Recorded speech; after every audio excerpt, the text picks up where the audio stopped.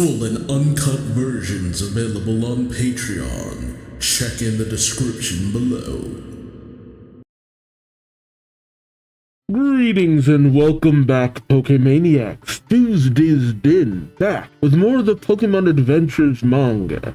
The story of Sun and Moon, where previously, Sun has accepted the task of appeasing the Tapu, especially after finding out he'd get paid for it, and he travels alongside Moon, who simply has a fascination for learning. Meanwhile, Guzma and Gladion join hands and Team Skull, each for their own reason. But on their journey, Sun and Moon run into some of the trial captains, namely Lana, Kiawe, and Mallow, who wish to see if Sun is actually worthy for the island challenge. Kiawe and Sun become fast friends over the fact that they're both saving up money, while Mallow is a little bit more easygoing about the whole situation. But Lana, she's unconvinced, determined to test Sun to the fullest, with her insisting that Sun take on the totem Pokemon of Brooklet Hill. Meanwhile, Moon and Mallow head to the lush jungle looking for the berries they need, only to see a battle between Tapu Lele and Xurkitree, the Ultra Beast, unbeknownst to the two girls. Meanwhile, Sun befriends the totem Pokemon Wishiwashi. After bonding with Wishiwashi, Sun adds it to his party, while Hala summons a specific someone to help out with the current situation. Gears are in motion. What will they produce? Join me as I find out, won't you? Alright, this chapter is titled Homecoming and the Brilliant Professional Golfer, which is kind of wild.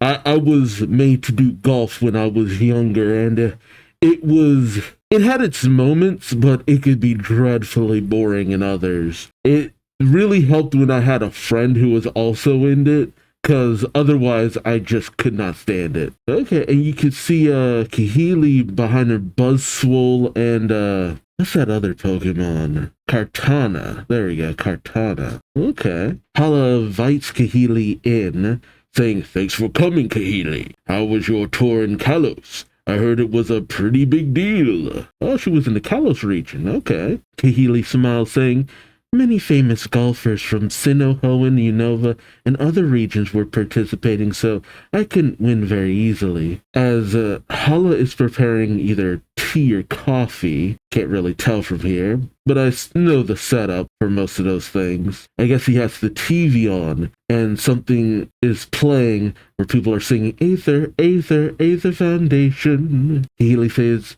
"My, that brings back memories." She sits down as Hala serves the tea, I assume, saying, "Hearing that again makes me feel like I've truly returned home." And I guess the commercial says, "At the Aether Foundation, we protect, treat, and raise injured Pokemon.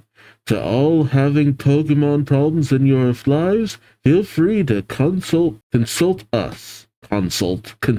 Keely says, "Many of the golfers from other regions told me they were jealous. The climate here is warm, the people are kind and cheerful, there's even a Pokemon protection organization. The region itself is a peaceful paradise," they said. Hala nods, saying, "Well, I'm sure it looks like that from the outside, but if we really had no problems, there would be no reason for the Tapu to become enraged, and I wouldn't have had to call you back here." True enough. Kahili then reaches inside her golf bag, saying, "About that, Hala, may I say something first?" Hala says, "Sure." Kahili places something down on the table, saying, "Please take a look at this."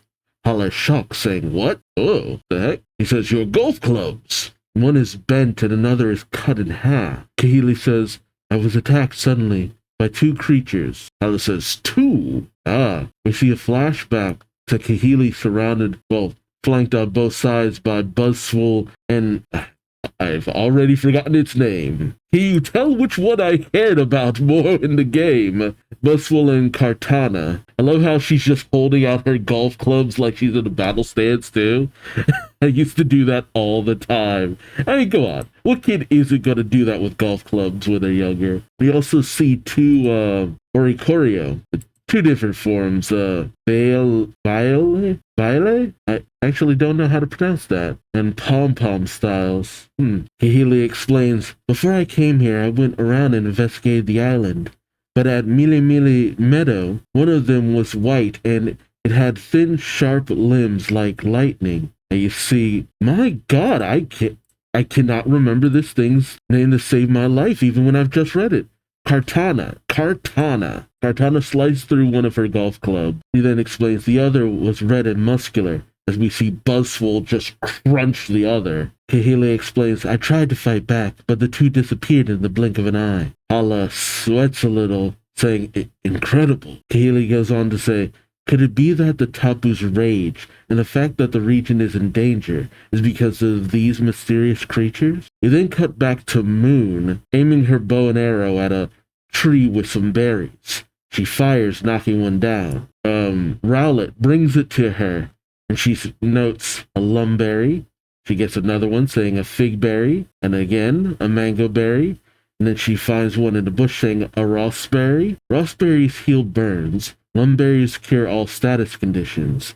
Other berries recover health, but fig berries are bitter and are better off not being fed to Pokemon. As Mallow watches on, she says, you sure know your stuff. Moon notes, of course, I'm a pharmacist. Berries are principal ingredient in medicine. I wouldn't be able to make any if I didn't do my research. Mallow then comes up and slaps her on the back, joyfully saying, geez, why didn't you tell me sooner? If I'd known that, I would have had you help me gather ingredients for cooking. As Moon notes the stinging in her back, she questions, so you're a cook, Mallow? Okay, so just like in the anime. I think that was in the games too, but I really don't remember. I'd say in terms of a lot of the attention that the trial captains got, certain trial captains, mostly the ones on this island, I'd say the game gave them the bare minimum. The manga is actually at least involving them to a good degree, a decent enough degree.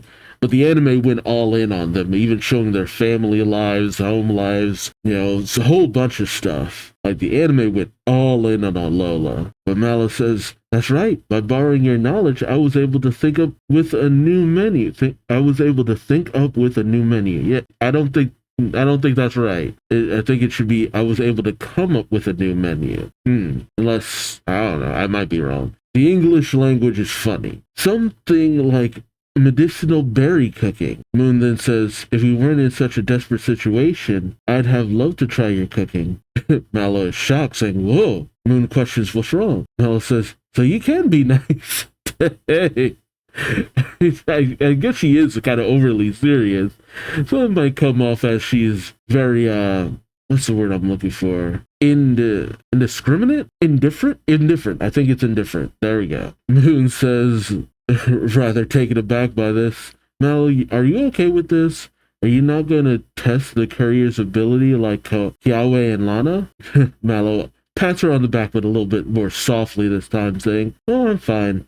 Olivia acknowledged him, so I don't have any objections. Moon is taken aback by this too, saying, is that so? As she continues to walk through the jungle, she thinks to herself, lush jungle. The ground feels very moist. It's probably due to water underground. And just like its name, the forest is so lush that it hides most of the ground and hardly any sunlight comes through. She examines the dirt, saying, this type of dirt and these plants can grow in the shadows. If we're here, then we're close. I'll definitely find it. Oh, okay. We have a flashback as she thinks to herself, the berry I'm searching for. And if I have those scales from Tapu Lele, I could save that one. In a flashback, we see a Piplup in a monitoring device. And yeah, I think that's Mr. Berlitz. I think I was told that, I remember being told that some people say that Moon might be Platinum's sister. Maybe? Moon says to Mr. Berlitz with a bow, please, because of my own incompetence, Piplup was hurt. I accidentally exposed it to poison, and it can't be cured at a Pokemon Center. These are the components for a medicine that will be able to treat it. I verified it by researching the necessary ingredients and mixing methods. You see, Mr. Berlitz looking over the chart, he says to her, well, it's true that with this curing Piplup would be possible. These ingredients, however, there's no confirmation that these scales or berries are located in Sinnoh. Moon says that's why In order to collect them, I'd like to ask for your permission to go to Alola. Why does she need his permission? And I know she's a child, but you've seen plenty of children just kind of do whatever they want. I mean, maybe she is his daughter. Oh, okay, that's not Miss Berlitz. No. Different haircut. That's, you know her, right? Roseanne. Yeah, Roseanne. Mr. Berlitz says, but, and then there's a knock at the door. Roseanne opens it, saying, may I come in? He holds up a Pokeball to Mr. Berlitz, saying, the rotom that Professor Kukui requested has arrived, but as mentioned before, its condition is unstable, and transferring it would be dangerous. Mr. Berlitz thinks to himself, saying, Roseanne then says, it would be best if we had someone to take care of it and bring it to Alola. What were the odds of that? Mr. Berlitz then looks to Moon, saying, should I take this as a coincidence? Something that was meant to be, right? Back in the present day, we see Moon almost frantically searching, thinking to herself, there's no doubt about it, it was meant to be. I came to Alola in search of one berry, and was given the task of finding another. And immediately after beginning my search, I encountered Tapu Lele and obtained the scales. Everything is coming together perfectly for me. Yeah, a little too perfectly. Then again, we've had plenty of moments like that in the manga for a while now, so Mallow then once again pats Moon on the back rather gently, saying, Moon, hey Moon, don't you think you're moving around kind of randomly?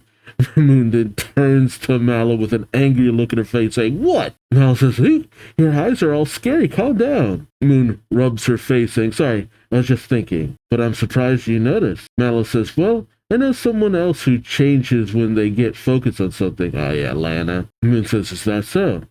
Mallow then says, if you need to know something about the jungle, it's best to ask the jungle itself. Moon questions, huh? Mallow says, the fact that it's called the Mirage Berry means that it's hard to find, right? If that's the case, then don't you think we won't be able to find it just by walking around? Deep inside the thickets, on the treetops, underground, to search places that we can't see with the naked eye, we have to use Pokemon. Several Pokemon come rushing over. Mallow says, I'm counting on you all. Are those moons Pokemon? Oh, some of them I think are moons. Maybe they're both moons and Mallow. But it seemed like they were already just out? Or did they just bring them out?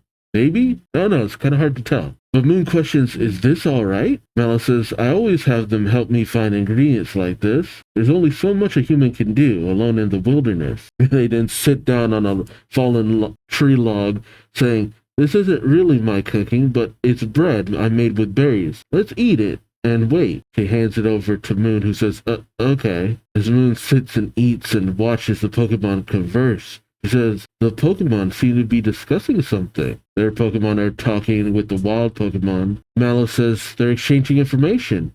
They ask wild Pokemon for help with their searching. We see what is this? Trumbeak. Yeah, Trumbeak approaching with a berry. And several of the other Pokemon come back with berries, placing them down in front of the girls. Mallow says, oh, they're starting to get more little by little. Moon seems a little bit concerned as she watches. She then says, do you really think the Tapu's rage can be calmed with just a berry? As Mallow finishes her food, she questions this. As Moon looks down, rather dejected, saying, the curry can connect with them and calm them down, meaning that not even Hala and the others know why they're enraged.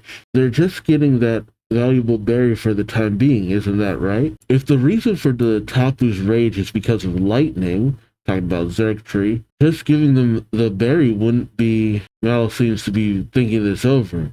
And then says, Moon, you were saved by Tapu Koko on the suspensions bridge on Mili Mili Island, right? How do you know that? Oh, probably Olivia. Yeah, Olivia was there. I didn't know Mallow and Olivia were that close.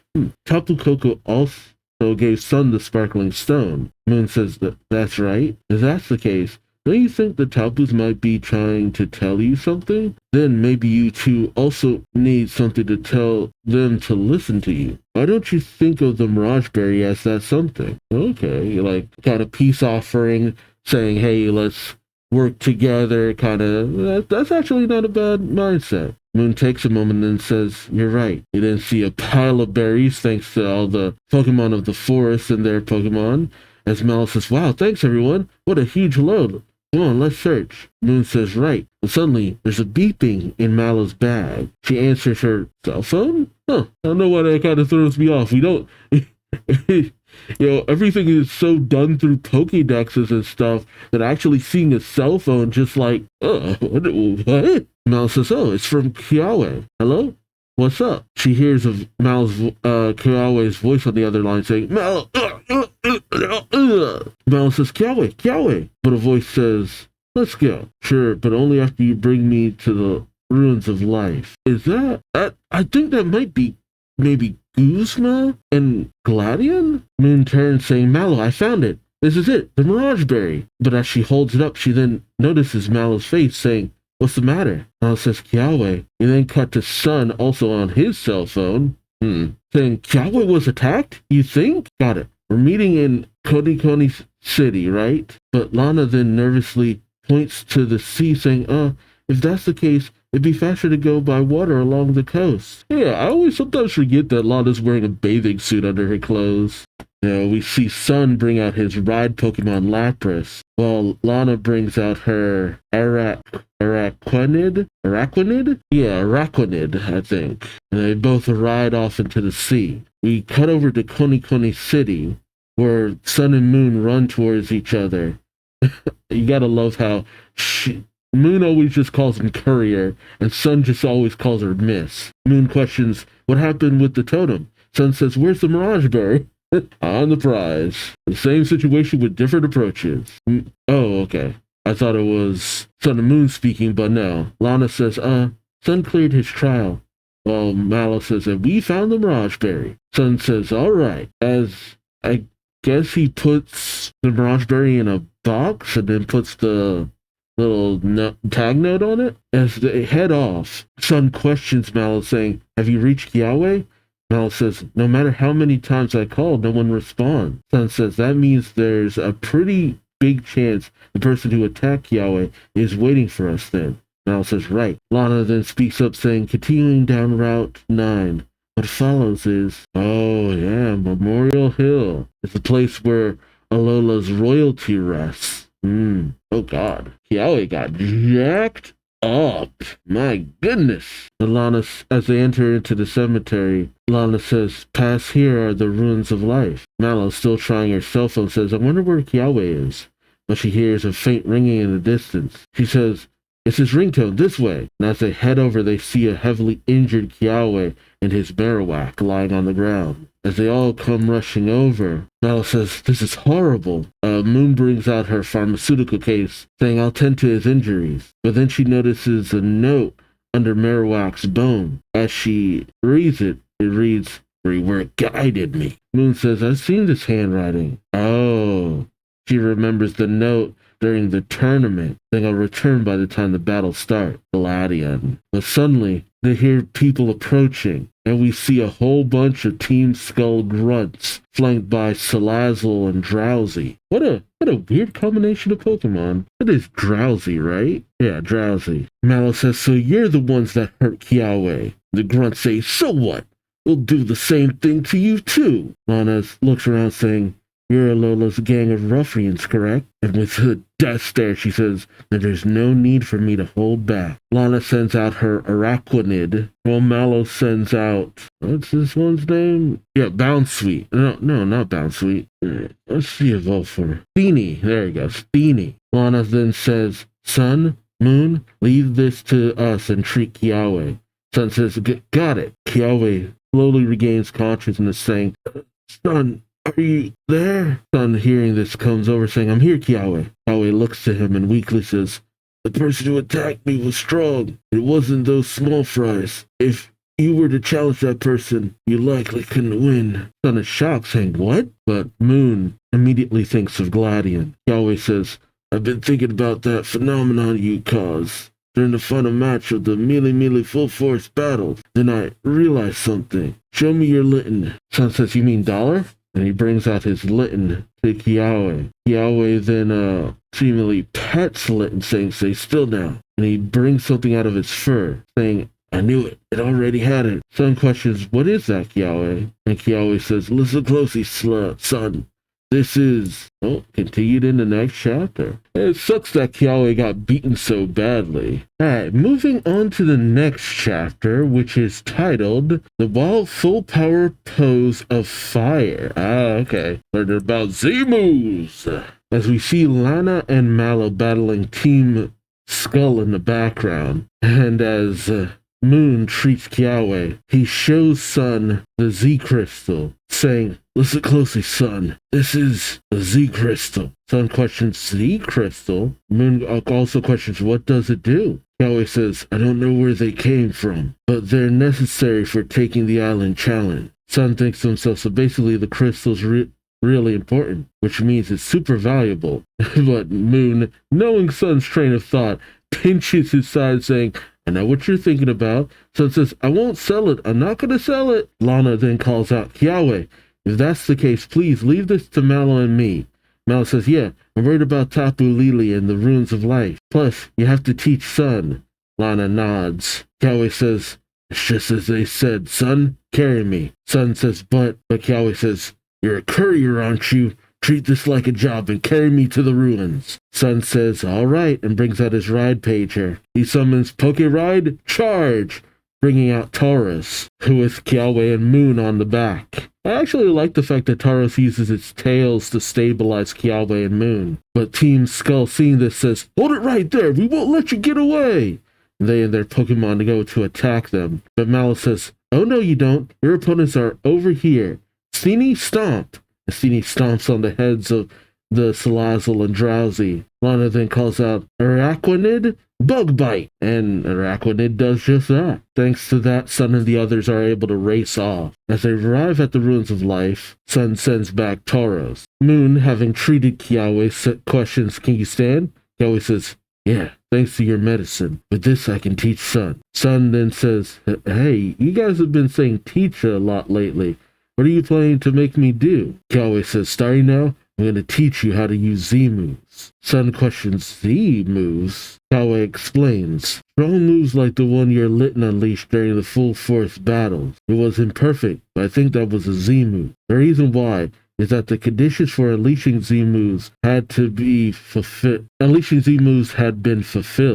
The three conditions required for unleashing a Z move are a Z ring, a Z crystal, and using a Z pose." Sun says, "What? I don't have a ring, and I don't know anything about roses either." Roses. The Moon thinks for a moment and then says, "Kiawe, could it be that a Z ring is made by modifying a sparkling stone?" Kiawe nods, saying, "That's right." Moon turns to Sun, saying, "And that's two conditions fulfilled," leaving. Sun says, "I'm telling you, I don't know anything about roses." Sun. Kiawe smiles, saying, "Well, you're you after all. It wouldn't be surprising if you did a pose by accident. The Z move was likely imperfect because you didn't fulfill the conditions intentionally. These kinds of things often happen to people with extremely good luck." I don't. Moon's making this weird licking her finger and, rubbing her eyebrow motion. I don't know what that signifies. Like, is she like, that's some BS or what? Kiawe then says, "Watch closely. This is a Z pose for unleashing a Z move." And then he quickly does the Macarena. Okay, so you got the various poses like, There we go. Sun turns to Moon questioning, "Miss, did I really do a dance like that?" Moon says, "I wasn't watching, so I don't know." Yeah, right, she was dealing with something else. Kiawe says, "Now, Sun, try doing it like I did." Sun says, But Kiawe tells him, "Listen, past here in the Ruins of Life, there's someone strong who defeated me. They're an enforcer for Team Skull.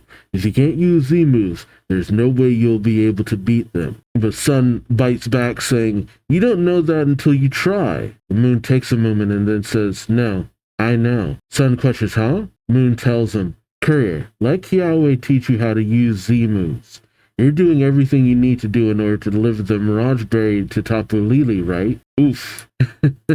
It's part of your job. Sun grits his teeth, but then says, "Yeah, Kiawe, I'm counting on you." Kiawe says, "All right, first, put your left arm in front. Put your left arm in and your right leg back. Put your left arm in front and cross both arms in front of your face. next to this. Sun says like this. Kiawe says, then put your left arm on top and put both hands in front of you. It's kind of like you're telling things to burn. One more time. Don't be embarrassed. Then, as if unleashing the power built up inside of you, Kiawe then doubles over in pain. Sun and Moon come rushing over, but Kiawe says, keep going. Listen, don't continuously think about it while you're moving. You have to practice until your body is able to do it naturally. What's important is your intent, your goal, the reason you want to use the power. Call on the power with those feelings and give it to your Pokemon. But Sun starts to just freak out, saying, can this get any more confusing? But Kiawe says, then just remember how you felt during the full force battle. Sun says, back then he thinks to himself, I was ticked off at Gladion running his mouth, and I thought I couldn't afford to lose because I need to save 100 million yen with dollar and cent. And then he has an epiphany, thinking, that's it. He says, Kiawe, I don't really get it, but I got it. I only have one goal. Kiawe says, right.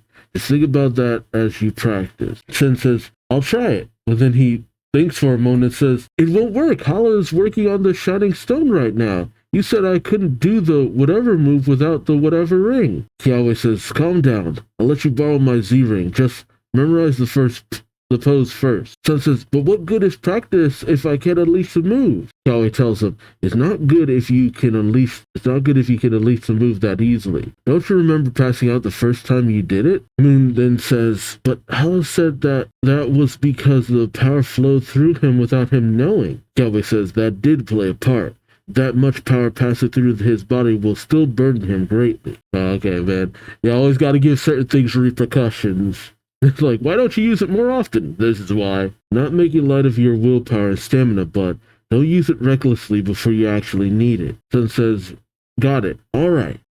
Oh, he's doing the Z move. And then he quotes his mantra for 100 million yen. And Moon says, unbelievable. Of course, I mean the chant too, but he got it in one try. And Kiawe is moved to tears, saying, I feel you, son. I feel the same passion you do for saving money. All right, son, I'll lend you my Z-ring. Sun says, I'll take it, Kiawe. And Kiawe then takes the crystal already in it out, saying, for that, I'll set the Z crystal, just like this. The Moon then calls out, watch out! Ooh, as Type Null slams down between them. A figure approaches, much to Sun's shock as he says, so you're the enforcer for Team Skull. Gladion, as we see Gladion with Type Null holding Tapu Lele in its shelled form. Moon says, I knew it, but Kiawe is more concerned with them having Tapu Lele. Kiawe says, Tapu Lele, it has been a long time. I'm Kiawe. You entrusted me with a Shining Stone 5 years ago, but Tapu Lele doesn't respond. Moon says, I wonder if Tapu Lele's wounds have yet to heal. Sun questions, what do you mean? Moon says, I saw it in the lush jungle. Tapu Lele fought with a mysterious creature coming from the crack in the sky. This catches Gladion's attention as he questions, coming from a crack in the sky. I see, so the reason I was able to catch it so easily was because it got weak from fighting them. Moon then comes over saying, Gladion, what are you after? You've even become an enforcer for Team Skull? What are you trying to do? The Gladion looks away saying, it's all to capture the Tapu. I was ambushed on Mila, so I missed my chance. The Sun saying, what's he talking about? I bet it's just trash talk. Sun, pay attention. Moon says, listen, right now there's a danger threatening Alola and the Tapus are enraged because of it. I think that danger is an invasion by mysterious creatures like the one Tapu Lele fought. Are you capturing the Tapus to fight them off because you think the same thing? If that's the case, couldn't we work together? Gladion doesn't respond. Moon then says, the courier and I, Tapu Koko gave us a... The Sun cuts her off saying, stop it, miss. I can't work together with someone who's loose enough to work with villains. With anger in his eyes, Sun says, I'll blast you away with a Z move, just like I did in the full force battles. Kiawe, your Z-ring. And as Kiawe hands it over, he says, take it, son. But Type Null immediately moves in, utterly destroying the Z-ring right in an instant, much to the shock of Sun and Kiawe. Kiawe trembles over his shattered Z-ring, saying, my Z-ring. Sun then turns in rage, shouting at Gladion, The Gladion says, do you really think you can beat me with a move that makes trainers pass out when they use it? In the full force battles, the Anakunas all got excited about you having a shining stone and made me lose by default. If our battle hadn't been put on pause, my Porygon would have defeated your Litten. Whether you use a Z move or not, you won't beat me. A voice then calls out, my, if that's true, why did you destroy the Z-Ring? Oh, okay, I know who it is now. A Pokeball comes flying right in front of Titanol, with Toucannon popping out, and a voice calling out for Toucannon to use Drill Peck, knocking Titanol back. Oh, Kahili. Dang! Oh man, they're doing much more fun things with Kahili than... I don't really know so much in the anime, but much more than in the game. Kahili is almost a non-entity. Kahili shows up for like one battle. It's an important battle, but it's just kind of like, who you? Who the heck is you? Gladion calls out, who are you? Where did that come from? But then he notices Kahili up in the sky on top of a Skarmory, getting ready to, she's using a driver, but I guess drive off another ball, saying if he used a Z move, you'd have no chance of winning. That's why you stopped him from using one. Am I wrong?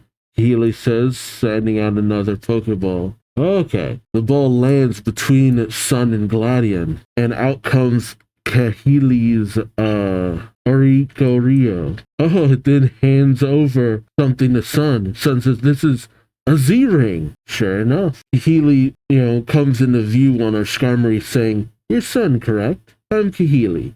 Hala gave me that. It's your Z-Ring. Sun says, all right, as he just starts slamming it into his cast. And he says, ow. Moon brings up her, Grubbin? Grubbin. Second guess myself on that one. Saying here, and has Grubbin cut through the cast. Sun then puts the Z-Ring on his wrist and says, it's just like Kahili said. You're scared, aren't you?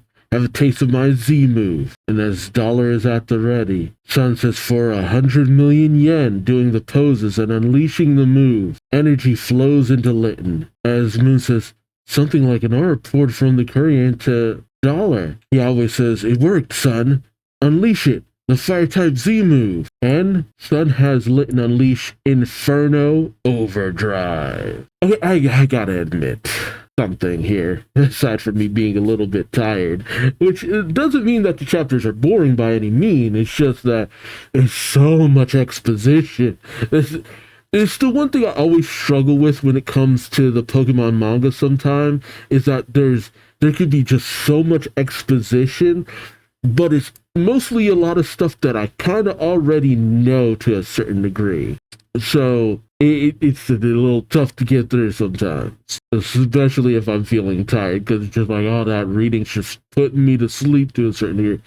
But another downside is the fact that Z moves are such a visual thing that having such static images for them is just kind of like, dang, this is not the medium for these cool moves. And the visuals for a lot of other game-centric elements, I don't know, they translate a little bit better, but I feel like the Z moves just aren't translating to the manga as well as they could. And I don't know if that's a result of, only so much you can really do? I don't know. I'm kind of losing track of where I was going with that. I guess I'm trying to say, to make the Z moves look good, it would take up more page time and page space than the mangaka probably already is willing to deal with. So I don't know if it's a conscious decision or just a lack of ability to make the Z moves look good. I guess that's where I'm kind of going with that. But it's not bad. It's just, I don't know. Those ultimate moves that we had a lot of the other trainers learn just looked and felt just more impactful. I guess that's where I'm coming from. It's just like the manga isn't really selling me on the Z moves, which is kind of a bummer because, I don't know. The Z moves had their ups and downs. They were a fun aspect, but they weren't the most fun. And once you get to Gigantamax, those were fun. And Terrestrialization, I don't know. Some of the gimmicks are a little hit or miss with me sometimes. But on to the last chapter of this video. And to the last chapter. Again, I'm sorry if I'm just really low energy on this one. It's just, oof. But this is Chapter 13, Unleashing the Incredible Z Move. In this chapter, translate the Z move a little bit better than the end of last chapter. Alright. Litten comes rushing forward using Inferno Overdrive, and Type Null seems to just, I don't know, try to tank it with its mass. There's a massive explosion that knocks Gladion back, and he hits the ground hard. Shoot. Even Sun is kind of knocked on his ass to a certain degree. Sun, shocked and stunned, turns, asking Kiawe, and Kiawe says, "That was a great fire-type Z move. Inferno Overdrive, son." Sun smiles, saying, "Inferno Overdrive, huh?" Moon then says, "Look, Courier, Type Null's head."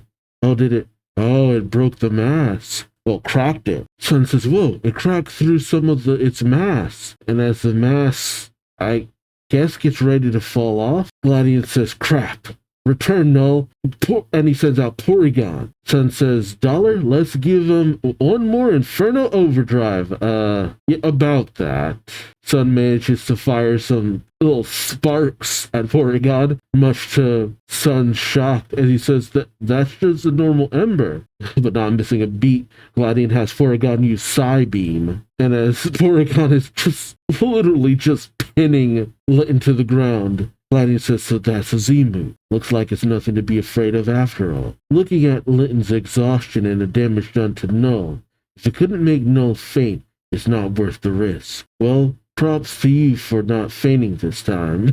Sun grows angry, saying, "Shut it, you sore loser. You're the one who got freaked out and made Null return." Gladion tells him, "If anything, you should be thankful that I did that. You don't want to know what would happen if I let that mask get destroyed." Moon thinks to herself, that's right. At the full force battles, Nanu said, we have a flashback of Nanu saying, "The mask? No. Restraints. Will it not listen to you without that on?" With Gladion saying, "If Null's power isn't kept under control, it won't be good, to say the least." Moon thinks for a moment and then tells Sun, "Courier, I don't think Gladion is being a sore loser." Sun questions, "What?" Moon steps forward, saying, "Gladion, if you absolutely have to take Tapu Lele, would you at least let me treat his injury?" Sun calls out to Moon in objection. Gladion takes a moment and then says, "You saw Tapu Lele fight with a mysterious creature, right? What was the battle like?" Moon explains, saying Tapu Lele's opponent looked like a bundle of cables, and it used strong electric attacks. It looked like Tapu Lele didn't stand a chance. I tried to capture the creature, but as soon as it came in contact with the Pokeball, it and the Kraken it was in disappeared. Gladion says, "Didn't stand a chance, huh? Just as I thought. If you want to treat Tapu Lele's injuries, I won't stop you. I have no further business with it." Gladion walks off past Moon and she questions, "Why?" Gladion turns to her, simply saying, "It's weak. It was easily defeated by that mysterious creature and then returned to its habitat. Then I caught it because it was unable to fight back, and it's supposed to be a guardian deity? What a joke. Oof, that's a little harsh. Thanks to you, I've reached a conclusion. Moon, as thanks, I'll tell you this much. The crack in the sky that you wanted to know about, it's connected to another world. It's an exit. Get it in your head that it's an exit and not a door." Oh. Essentially, he's saying they can come out, but you can't come in. Sun shouts, "Aren't those the same?" The Gladion tells him, "I differentiated between them for a reason. Use your brain a little, would you?" And Moon seems to come to the realization, saying, "An exit from another world. They can come out from the other side, but we can't go in." Gladion tells her, "It can be cut from the other side, but not from ours. See it." He walks off. Sun gets ready to go racing off, saying, "Jerk, get back here." And see, Gladion rubs Sun the wrong way in a way that I don't really know how to take. I get it to a certain degree, but man, his Sun really does not like him. But Kiawe stops him, saying, "Sun, that's enough." Sun questions why, but Kiawe tells him with a smile, "Tapu Lele's been released. There's no more reason for us to fight." Sun objects, saying, "But Kiawe," and Kahili lands next to him, saying, "Kiawe's right. Let's let him go for now. Gladion, right? He seems to know a lot about the danger approaching Alola right now. Plus, he's carrying the burden all by himself. If you manage to team up with him, it would help us learn a lot about the situation. Sun grows even more angry, saying, "You've got to be kidding me. Who are you anyways?" Kiawe says, "Son, she saved you. Don't be rude." Keely is a pro golfer from Alola who travels around the world. She's also one of Alola's strongest trainers. Kahili shakes Moon's hand, saying, "I'm Kahili. It's nice to meet you." Moon says, "The pleasure is mine." She then turns to Sun, saying, "Come on, you have to thank her." But Sun rather dismissively says, "Thanks for saving me." This kid. Sun has his moments. I have to hope that Sun grows as a person as time goes on. I get it. He's got a very important thing that he's trying to save up money for. But, Moon is also kind of burdened. I don't know the full extent of Sun's burden, but, Moon's got her own goal and burden and mission and all this and that. But she still at least tries to be kind, even though, Mallow noted, she seems a little mean. Healy then says, "Well, I'm glad you were able to learn the Z move. If you keep practicing, I'm sure you'll be able to beat Gladion someday." They then all of a sudden turn to Tapu Lele. They turn to Tapu Lele, who is peeking out of her shell. Moon pushes Sun forward, saying, "Come on, courier, it's time for work." Sun says, "Right. I'm Sun the courier. I brought you a delivery from Hala of Mili Mili Island." He holds forward the package, and Sun says, "If you would sign or stamp here, please." Moon says, "You can't do that, dummy." And we see that it's a whole meal prepared with the berry, and Tapu Lele just goes to town. After Tapu Lele finishes, Moon says, "It finished it." Sun says, "All right, delivery complete." Tapu Lele suddenly flies up into the air and just starts radiating energy. Oh, and it lets off spores that seem to heal everyone. But yeah, Kiawe's injuries, Litten's, it's hard to tell with Sun if his arm was still, broken. Because this kid just kind of seems to, shrug off a lot of damage sometime. And Sun says, "What are these?" Moon says, "They're scales said to heal anyone who touches them. It looks like Tapu Lele's recovered." Moon then calls out, "Tapu Lele, would you tell me something? The reason you're enraged, is it because of the creature you were fighting that came from the crack in the sky that leads to another world? Tell me, Tapu Lele." Oh, wait, what? Tapu Lele looks to Moon and then does something, and then the area around Sun and Moon changes.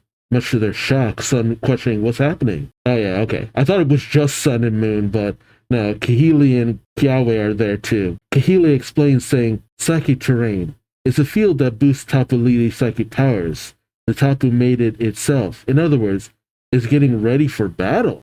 Oh, Tapu Koko used electric terrain then. Yeah, okay. Terrain shifts. Right. Okay. Yeah, Moon says, "Didn't Tapu Koko do this too?" Sun says, "When the ground was electrified." He turns to Tapu Lele, saying, "So you're telling us to fight?" Kahili explains, saying, "The 4 Tapus, including Tapu Lele, aren't the guardian deities of Alola's people. They're the guardian deities of everything in Alola. It's seas, earth, skies, and inhabitants.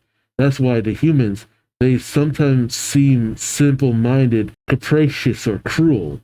To them, it doesn't matter who goes up against what dangers threaten Alola. What matters is the ability to fight together." Moon questions, "So it's trying to test our abilities?" Kahili explains, saying, "Most likely. Pokemon battles are also an activity in which Pokemon and the hearts of trainers connect. But you already knew that, right? Show no mercy. Use all of the power you have and fight Tapu Lele to win." Oh, okay, so it's all 4 of them going at it. Kahili brings out her Skarmory. Kiawe brings out his Marowak. Moon brings out, I forget this one's name. Marini. And Sun brings out Lit as Kahili says, "Now, please accept our challenge, Tapu Lele." And they all go on the attack. As the attacks reach Tapu Lele, she unleashes one blast of psychic ability, knocking back all 4 of their Pokemon. Moon is shocked, saying, "All 4 of us attacking it, but it's pushing us back so easily." Sun says, "It's so strong." Kiawe questions, what in the world was that creature if it could beat down Tapu Lele. Kahili says, I know how you feel. Kiawe, looking despondent, says, if we end up fighting that thing, what if we don't have enough power? But Sun says, we can't give up now, Kiawe. There's no way I'm going to lose any more work time. I was just about to say, yes, impassioned speech. And that just threw me. The Sun says, you better acknowledge our power. And in that instant, Litten evolves into Torracat? Yeah, Torracat. It's another one of those middle evolutions that I just go, yeah, let's just get to the final stage, can we? I feel so mean this video. And Torracat unleashes a blast that knocks back Tapu Lele. Kiawe is shocked, saying, he did it? Kahili says, yes, thanks to Litten evolving. And Tapu Lele looks overjoyed and then flies off into the sky. Moon questions, it smiled just now, didn't it? Sun says, so it acknowledged us then? Kahili pats Sun and Moon on the back, saying, I'm sure that's it. Now all you have left are Tapu Bulu and Tapu Fini. Do your best. Yeah, you gotta cruise it through this. But Moon ponders for a moment and then says, I'm still curious. As Sun is celebrating with Torracat, he questions, about what? Moon says, about what Gladion said. Remembering his words, it can be cut from the other side, but not from ours. Moon says, so something from the other side cut through space and made the exit. I wonder what that something is. Sun says, if only we could talk to Pokemon, then we could ask Tapu Lele. Speaking of which, whatever happened to that cheeky Pokedex? Do you think it could interpret for us? Moon says, well, as she brings out the Rotom Dex. Sun says, oh, taking a nap after getting shocked by that weird creature? How pathetic. And Rotom promptly bops him in the face. Not to say that he didn't have it coming. Oh, wait. Sun says, Miss, you're so mean. Well, Moon says, that wasn't me. It moved on its own. Rotom, are you awake? Rotom? Rotom barely seems conscious. And Sun angrily says, hey, if you got something to say it clearly, dipstick. Jeez, he's so much ruder than I expected his character to be. And not saying that I don't understand, but man, I guess I just expected him to be a lot more chill than he actually is. As Moon says, courier. But Rotom tries to say something and they bring their attention. Oh, Rotom says, Necrozma. Ooh, I like that. Oh, that's good. Okay. Oh, man, this chapter. This was the chapter I needed. Like, there's some good stuff going on in this one. And then we cut over to Aether Paradise, where you see that they're filming a commercial with a whole bunch of people singing, Aether, Aether, Aether Foundation. The director says, all right, cut. Thank you for your cooperation. The footage shot just now will be used on a new commercial that begins airing next week.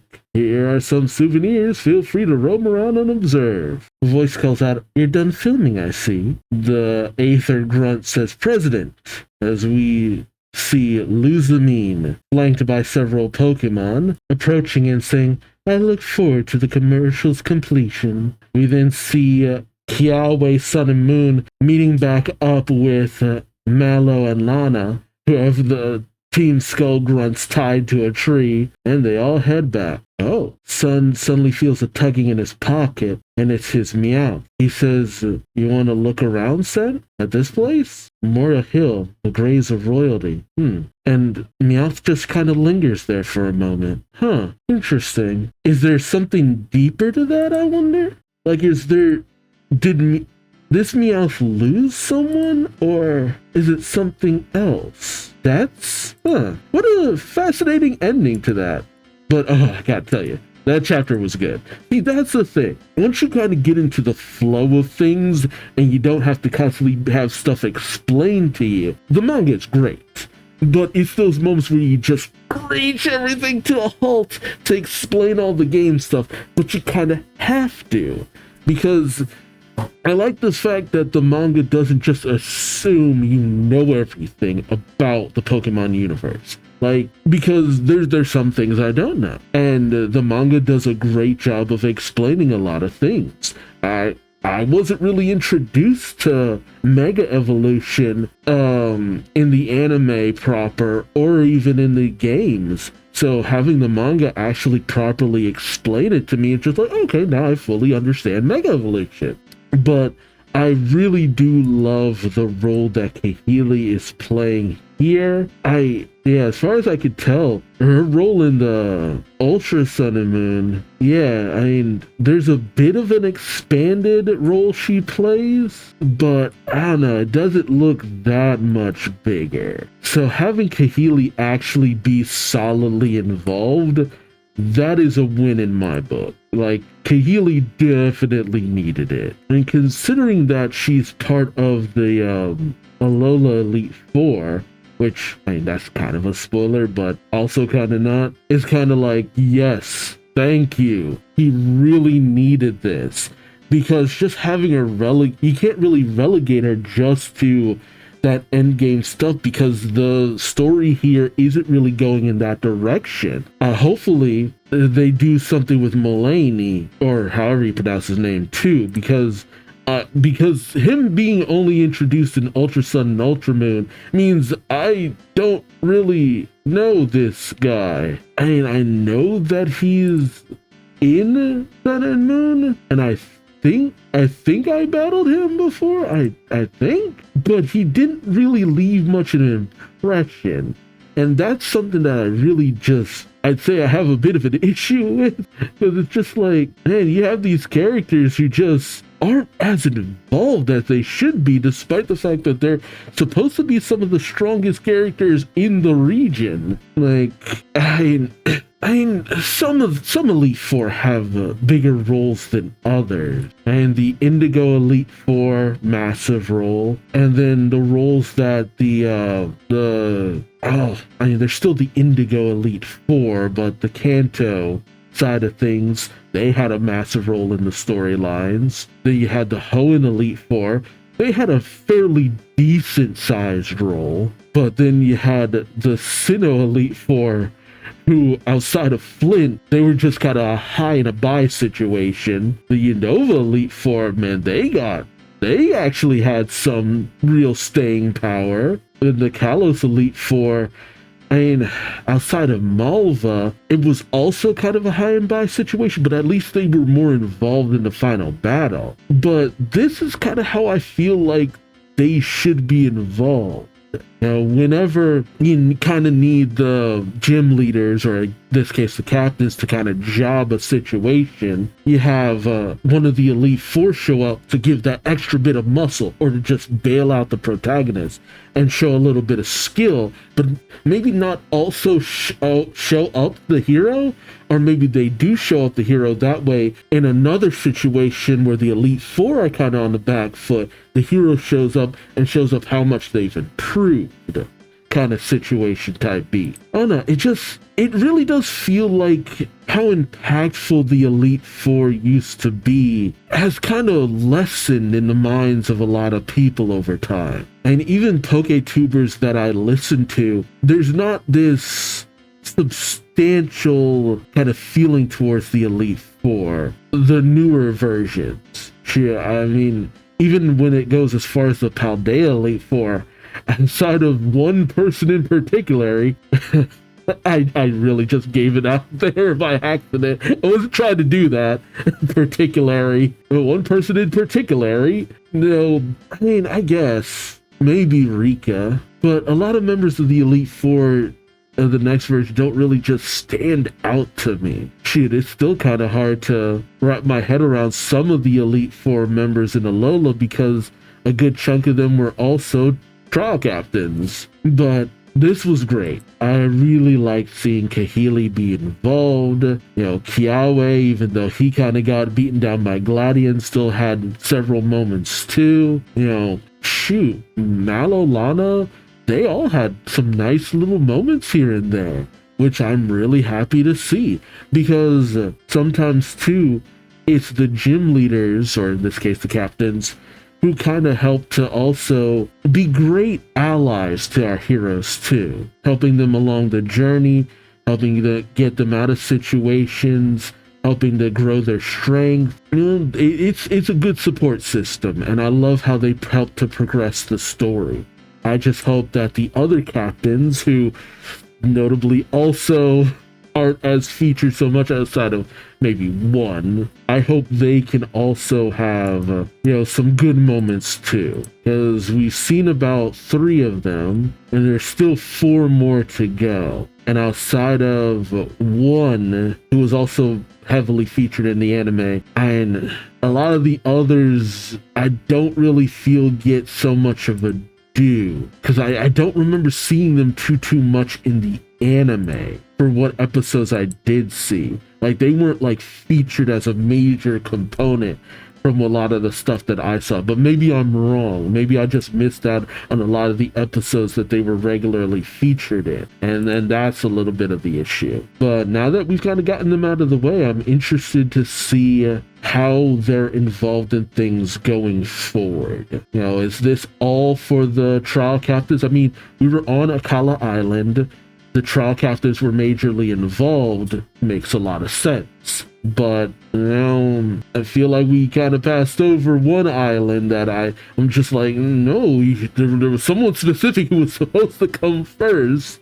So interested to see if he gets, pushed forward a little bit more in the manga too. Yeah, he should at least have a moment. But I think that's all I can really talk about. The Z move, fun. I'm glad we got that kind of out of the way. The whole explanation about the crystals, emus, yada yada yada, stuff I already know about, and blah blah blah. I'm interested to go into deeper lore that maybe I've missed. Hopefully we get to see more involvement of Elite Four members. That would be nice to have, because we have a smaller collective of characters that hopefully is easier to focus on. I don't expect them to go in as much depth as the anime. I've been told as much. But I hope that we can at least do the same thing we did here with a lot of the other trial captains and Elite Four members. It's solid, it's good, it's great, it fleshes them out, it does a lot of justice to them. Just do that, because it's sometimes a little hit or miss with some of the gym leaders, and especially with the Elite Four members. So that's my only hope. But let me know your thoughts in the comment section below. I've rambled on enough. Like, comment, subscribe if you enjoyed this video. Thanks so much for watching, and until next time, I've been Duuz-Diz-Din, and I hope to see you in the next one. So then, take care. Bye-bye.